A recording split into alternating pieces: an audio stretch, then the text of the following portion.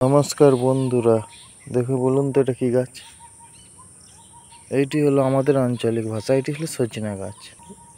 যে গাছের এই পাতার গুঁড়োর মূল্য বিদেশি মার্কেটে এই মুহূর্তে বিশাল পরিমাণে রয়েছে। প্লাস বাঙালি ঘরে সবজি হিসাবে এই গাছের পাতারও বাঙালির ঘরে বিশাল চাহিদা রয়েছে। প্লাস এই গাছের ফল বা ডাঁটা, যেটা আমরা বলি আমাদের চলতি ভাষায় ডাঁটা বলা হয়, আপনার এলাকায় কী বলা হয় আপনি কমেন্ট করে জানাবেন। সেইটারও বিশাল পরিমাণ ডিমান্ড রয়েছে। অবশ্যই এরকম একটা গাছ বাড়ির আঙিনায় অবশ্যই লাগিয়ে রাখা দরকার। বিশেষ করে দেখুন কেমন হলো আমার ভিডিওটা, আমাকে কমেন্ট করে অবশ্যই জানাবেন। এই সজনা গাছের চারা আপনি নার্সারি থেকেও পেয়ে যাবেন। এছাড়াও আপনি আপনার যে কোনো পাশাপাশি কারো যদি সজনা গাছ থাকে তার থেকে একটা ডাল নিয়ে এসে আপনি মাটিতে বর্ষার আগে গেড়ে দিলে মোটামুটি আপনার আবার নতুন চারা গাছ তৈরি হয়ে যাবে আশা করছি।